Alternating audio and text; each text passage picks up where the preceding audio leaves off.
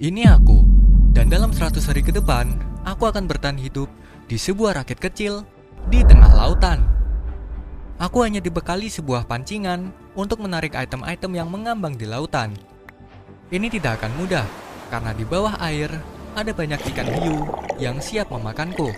Dan ini adalah mode hardcore, yang dimana aku hanya mempunyai satu nyawa. Misiku adalah merubah rakit kecil ini menjadi sebuah kapal besar dengan berbagai fitur yang akan mempermudahku dalam bertahan hidup di sini. Aku juga akan menjelajahi lautan, menjarah kapal-kapal, mengalahkan monster-monster aneh, dan masih banyak lagi. Karena itu, siapkan minuman dan camilan kalian, karena petualangan ini baru akan dimulai.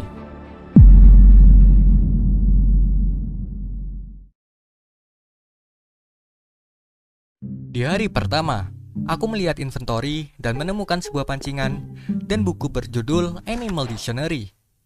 Oh, ini buku tentang makhluk-makhluk yang ada di sini. Oke. Pada hari ini, nggak banyak yang bisa aku lakukan. Aku cuma menarik item-item yang mengambang di lautan. Terkadang ada item yang terlalu jauh dari jangkauan, sehingga aku terpaksa harus berenang untuk mengambilnya. Tetapi aku harus tetap waspada, karena ikan hiu bisa muncul kapan aja. Waktu aku lagi asik ngumpulin item, aku melihat sesuatu, yaitu barrel. Awalnya aku kira ini barrel kosong, tapi waktu aku buka, Wah, ada sapling. Ada koal juga banyak banget. yap, aku mendapatkan sapling, alias sumber kehidupan.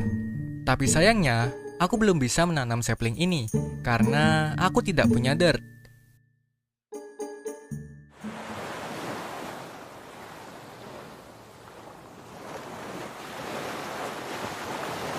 Di malam harinya, aku membuat torch untuk menerangi raft ini.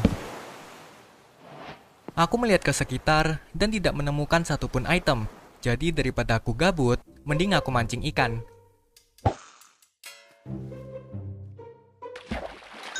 Lalu, apa ini? Jellyfish? Untuk apa ini? Oh, bisa di smelting jadi slime ball. Oke, menarik.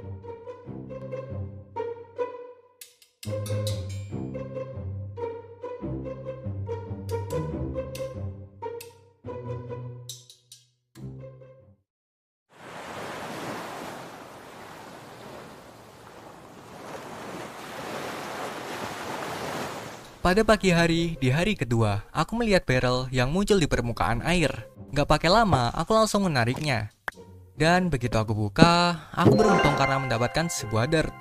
Ya meskipun cuma satu, tapi ini bisa digunakan untuk menanam pohon. Awal dari semuanya. Tapi sekarang aku harus lebih waspada.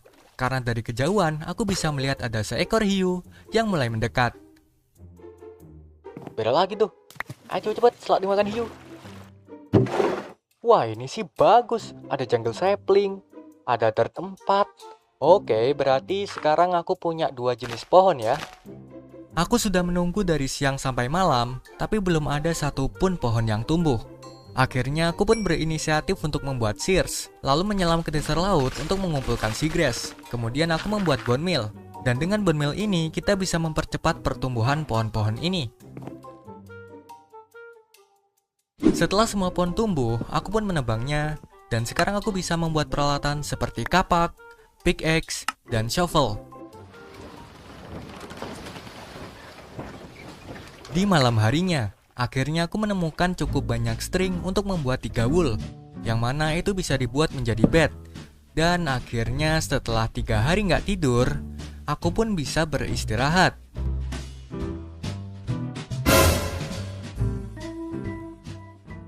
Sekarang kita pindah ke hari keempat. Pada hari ini, kita akan bersiap untuk pergi ke underground untuk mining. Sebelum berangkat, aku harus membuat bekal terlebih dahulu. Aku pun membuat sebuah pisau menggunakan batu, kemudian memotong-motong daging ikan yang aku dapatkan waktu mancing. Lalu aku membakarnya di furnace. Aku juga membuat iron pickaxe dan shield untuk jaga-jaga. Dan setelah ikannya matang, aku pun siap untuk pergi mining. Aku pun menyelam ke dasar laut, menggali dan terus menggali, sampai ke dasar bumi. Beruntungnya baru sampai di bawah aku langsung disambut sama diamond. Tapi sebelum lanjut mining, aku membuat tempat penyimpanan sementara untuk menyimpan item-itemku biar inventoriku nggak kepenuhan. Kemudian aku lanjut mining. Wait, tunggu dulu. Ada yang mau aku kasih tahu ke kalian. Modcraft yang aku gunakan di video ini berada di versi 1.16.5. Di versi Minecraft ini, mekanisme mining dan bentuk goanya masih menggunakan versi lama. Jadi belum ada tuh gua-gua besar, deep slate, apalagi warden. Karena semua itu baru terjadi di versi 1.17. Kita kembali lagi ke aku yang lagi mining ini. Waktu aku lagi membuat lorong, aku menemukan sesuatu. Nah, pas banget ketemu mine shaft. Ada apa ya di sini? Nah, ada gold, nice banget. Di bawah sini juga masih ada goa. Setiap kali aku menemukan dirt, aku langsung mengambil semuanya. Mengingat betapa langkanya dirt di dunia penuh air ini. Dan ini yang dinamakan ada udang di balik batu. Lagi asik gali dirt, tiba-tiba dapat jackpot diamond dong. Aku terus menjelajahi mineshaft ini, melawan creeper, melawan skeleton, dan dapat jackpot. Diamond lagi, let's go. Tentunya di sini aku tidak cuma menemukan diamond, aku menemukan cukup banyak iron, ada coal juga, ada gold dan lapis lazuli. Kayaknya di sini belum dijelajahin. Nah, bener ini ada iron. Oh, diamond bro. Let's go, diamond lagi. Karena seluruh mineshaft ini sudah aku jelajahin, jadi aku segera mencari jalan keluar dan kembali ke raft. Sesampainya di raft, aku membakar semua iron yang aku temukan.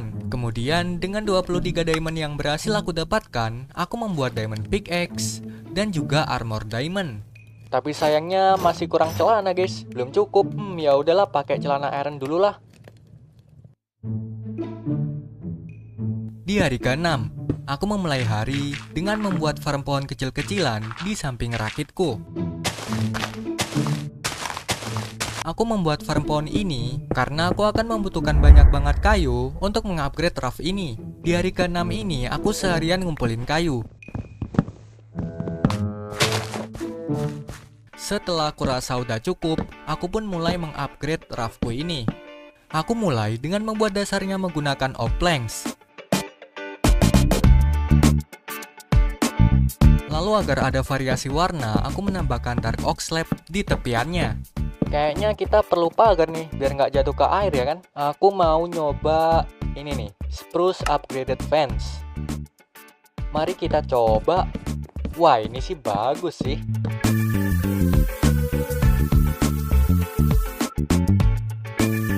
Kita kasih pintu, mantep banget. Wah, bagus juga ya. Setelah bagian dasarnya jadi, aku pun membuat bangunan sebagai rumahku. Untuk jendelanya aku mau coba pakai blinds. Bisa dibuka tutup dong. Bagus banget. Kenapa Mojang nggak bikin kayak gini ya? Dinding ruangannya udah jadi, sekarang aku tinggal menutup bagian atasnya menggunakan spruce slab. Tiba-tiba aku dapat ide untuk membuat farm di bagian atas sini.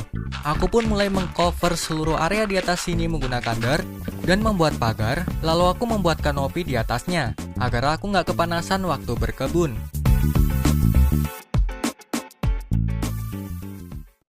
Untuk penerangan, tentunya aku nggak akan menggunakan torch biasa yang jelek dan membosankan ini. Perkenalkan, sconce. Sconce ini bisa dibuat menggunakan torch dan iron nugget. Sama halnya dengan torch, dia bisa dipasang berdiri, bisa juga digantung di dinding. Aku menggunakan sconce ini karena aku rasa bentuknya sangat cocok dengan tema raft yang aku buat. Besoknya aku membuat tangga untuk mengakses farm yang ada di atas ini.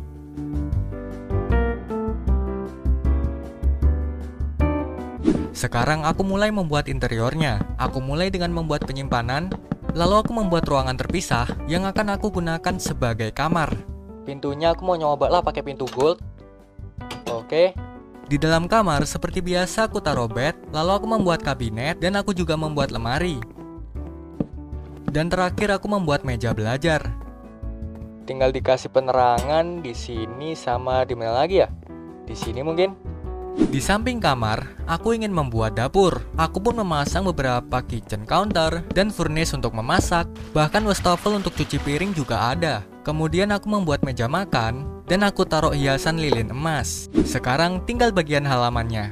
Di sini nggak banyak sih, aku cuma taruh beberapa kursi untuk menikmati indahnya pemandangan lautan. Hari ke-16. Hari ini, aku full ngerapiin item-itemku ke dalam storage yang baru aku buat. Kemudian aku mulai berkebun dengan menanam wortel dan juga kentang.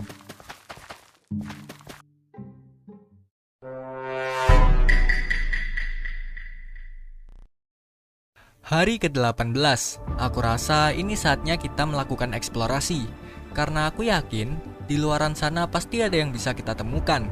Bahkan mungkin ada kapal lain selain kapalku ini. Aku pun menyiapkan bekal makanan. Dan saat aku lihat di penyimpanan, ternyata ikanku tinggal sedikit. Jadi aku memutuskan untuk mancing terlebih dahulu. Setelah beberapa kali tangkapan, aku pun langsung pergi ke dapur untuk mengolah ikan ini. Aku potong-potong dia lalu membakarnya di furnace. Lalu tinggal nunggu sampai matang. Nah, akhirnya matang juga. Oke, kita buat perahu dulu, habis gitu langsung berangkat ya. Oke, kita menuju ke arah matahari tenggelam ya. Di perjalanan, aku menemukan bangkai kapal. Aku berhenti sebentar untuk mampir, untuk mengecek ada apakah di dalam sini. Dan ternyata cuma ada chest berisi iron dan juga gold. Jadi aku pun melanjutkan perjalananku. Ada bangkai kapal lagi nih. Ya, ada creeper. Shield mana shield? Ayo sini kamu. Kamu juga meledak. Nah, ini kan enak. Di mana ya chestnya ya? Kayaknya di dalam sini nih. Nah, betul. Nice, iron, emerald. Ini apa? Ini globe. Buat apa ya ini ya? Oh alah, buat nunjukin koordinat. Bisa diputer-puter, lucu juga.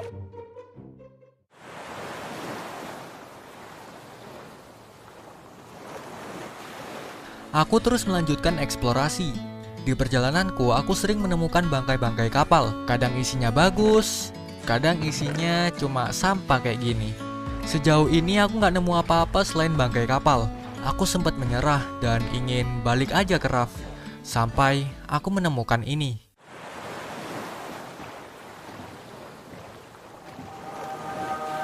Wah, akhirnya ada kapal. Kalau dilihat-lihat sepertinya ini adalah kapal hantu yang dihuni oleh para pelaut yang udah mati. Aku dengan diam-diam langsung menerobos masuk ke kapal ini. Mati kau. Easy banget ya kan? Ada lagi. Ya elah, cuma pakai pedang kayu bro. Aku pakai kapak besi nih. Mati kan kamu? Penjaganya udah pada mati. Sekarang saatnya kita looting. Wah, ada diamond.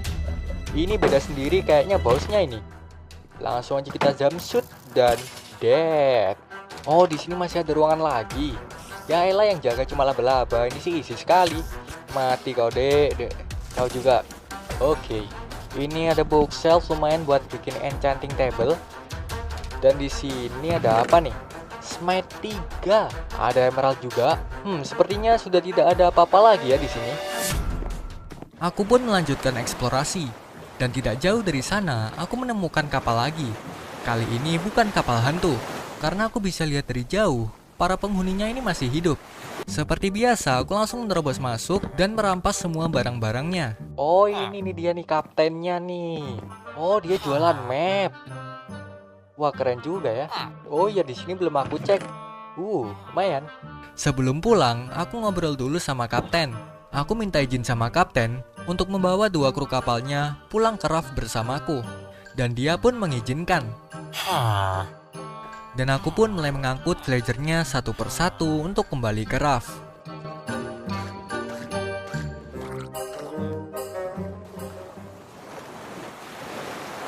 Di keesokan harinya, akhirnya aku sampai di raft.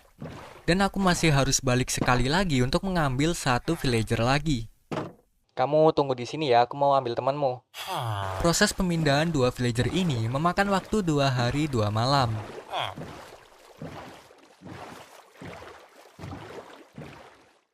Di hari ke-24, aku merapikan semua item yang aku dapatkan dari eksplorasi, termasuk globe ini.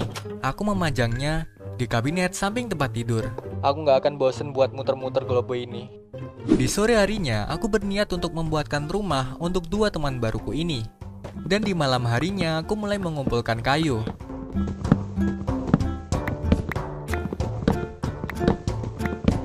Setelah kayu terkumpul, aku pun pergi tidur. Dan di keesokan harinya, aku mulai building.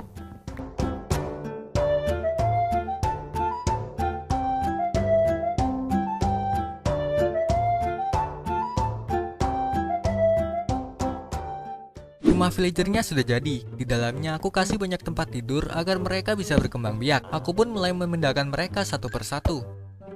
Selamat datang di rumah baru Anda. Ayo masuk Blood, jangan rewel. Masuk. Oke, pintar. Sepertinya mereka sangat menyukai rumah baru ini. Iya kan? Hari ke-27. Pada hari ini aku cuma menjalani aktivitas biasa, seperti menebang pohon. Kemudian aku iseng nyobain beli fishing rod yang dijual sama temanku ini. Dengan harga 10 emerald, sepertinya ini worth it karena dia punya Luck of the Sea 3. Dengan Luck of the Sea 3, kita bisa lebih beruntung saat memancing. Karena penasaran, aku pun langsung mencoba mancing.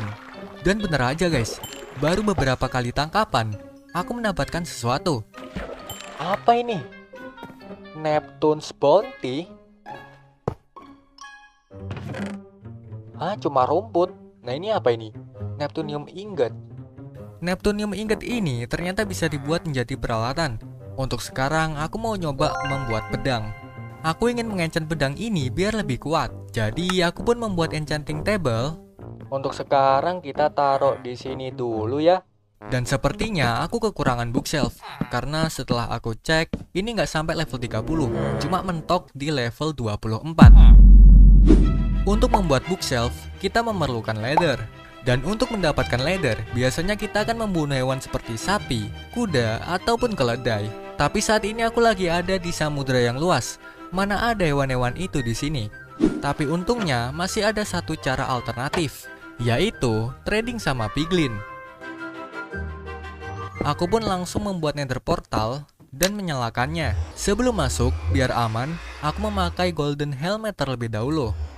Oke, sekarang saatnya kita masuk.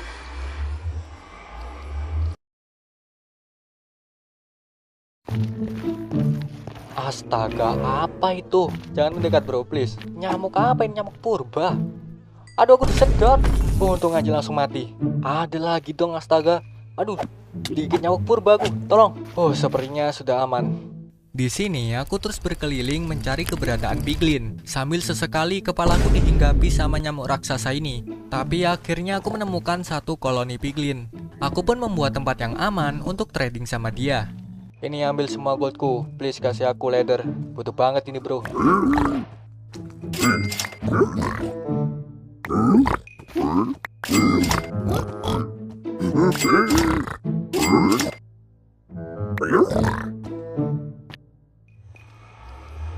Karena goldku habis, aku pun pulang. Dan sesampainya di rumah, aku membuat bookshelf. Dan setelah menambahkan beberapa bookshelf, akhirnya aku bisa enchant sampai ke level 30. Tapi masalahnya, levelku cuma 25.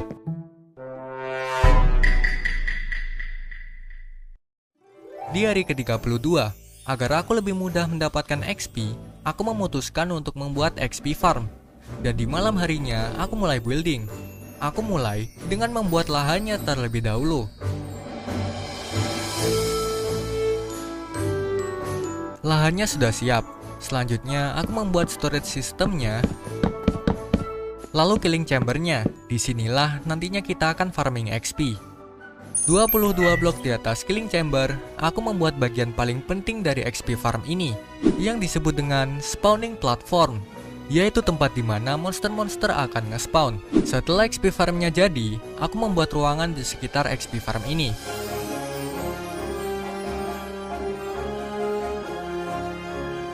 Dan sekarang aku bisa memindahkan tempat enchantingku di atas sini.